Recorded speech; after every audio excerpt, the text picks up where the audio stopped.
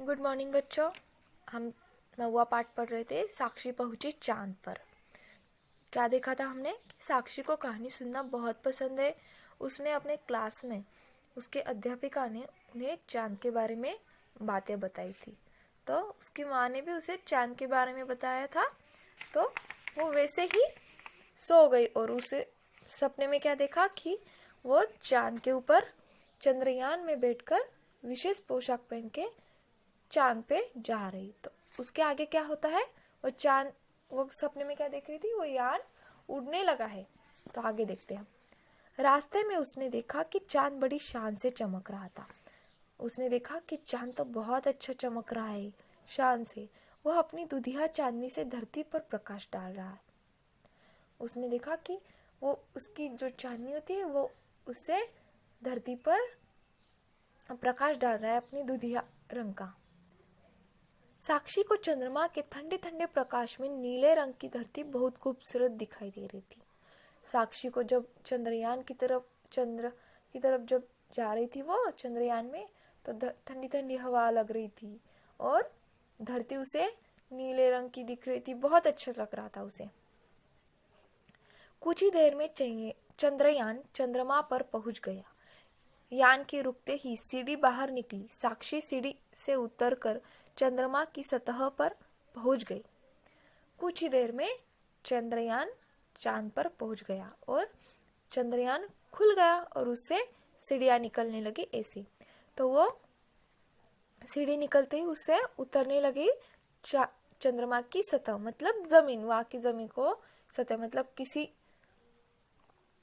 जमीन को जब बोलते तो उसे सतह बोलते, मतलब इसे वो याद चल रही तो उसे सतह बोलते। पर पहुंच गई उसके जमीन पर। वो चांद के ऊपर यान से उतरकर नीचे आ गई। जैसे ही साक्षी ने चंद्रमा की धरती पर कदम रखा तो वह हैरान हो गई। उसने देखा कि वहां तो बिल्कुल अंधेरा है। तभी उसे याद आ गया कि अब उसकी विज्ञान अध्यापिका ने बताया था कि चंद्रयान का अपना प्रकाश नहीं है।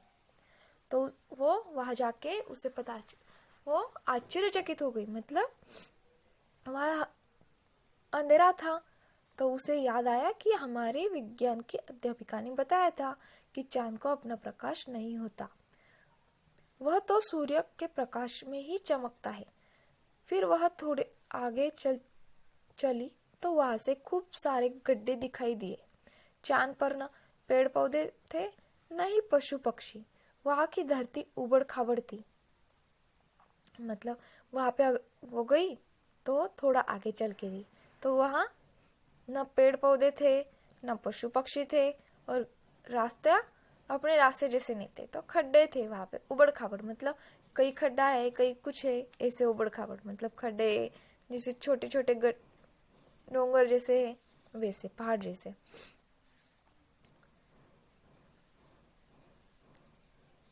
उबड़ खाबड़ थी। वीरान चांद को देखकर साक्षी आश्चर्यचकित थी। इतने में एक भारी आवाज सुनाई दी। कौन हो तुम? आवाज सुनकर साक्षी डर गई। फिर संभलते हुए बोली, मैं साक्षी हूँ, आप कौन? वहां से वो आश्चर्यचकित हुई। इतना सुंदर वीरान चांद देखकर वो साक्षी आश्चर्यचकित हो गई। हाँ, इतने में उसे एक भारी आवाज सुनाई दी, कौन हो तुम? ऐसे आवाज सुनकर साक्षी डर गई। वो आवाज अचानक से आ गई तो वो डर गई। फिर संभलते हुए, मतलब उसने रिप्लाई किया, जवाब दिया, हाँ मैं साक्षी हूँ, आप कौन हो? ऐसे उसने भी पूछा।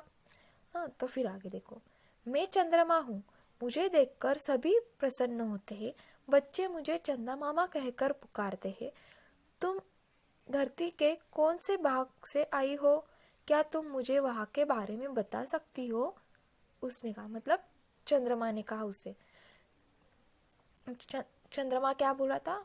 मैं चंद्रमा हूँ, मुझे देखकर सभी प्रसन्न होते हैं। वो बोल रहा है कि मुझे देखकर तो हर कोई खुश होता है। बच्चे मुझे चंदा मामा बोलते हो ना, आप छोटे बच्चे होते तो वो चंदा मामा कहते हैं। तो साक्षी से बोल रहा था कि आप धरती से कौन से भाग से आए हो, आप मुझे वहां के बारे में बता सकते हो? ऐसे चंद्रमा पूछ रहा था साक्षी से। देखो साक्षी क्या बोलती, साक्षी बोली, हाँ हाँ क्यों नहीं, मेरा संबंध भारत से है। हमारी धरती बहुत ही सुंदर है, चारों तरफ हरियाली हरियाली है। ये कहाँ ऊंचे ऊंचे पर्वत है तो कहीं बड़े बड़े समुद्र। तो साक्षी अपने भारत बोलती है कि मेरा संबंध भारत से है, वो भारत देश से है। हाँ, हमारी धरती बहुत ही सुंदर है, मतलब वहाँ की धरती बहुत सुंदर है। चारों तरफ हरियाली है। हाँ, कई ऊंचे हमारे भारत में है ना, ऊंचे ऊंचे पर्वत है। हाँ, बड़े बड़े समुद्र है, ऐसी साक्षी बता रही। तो आगे की पाठ हम अगले वीडियो में देखेंगे।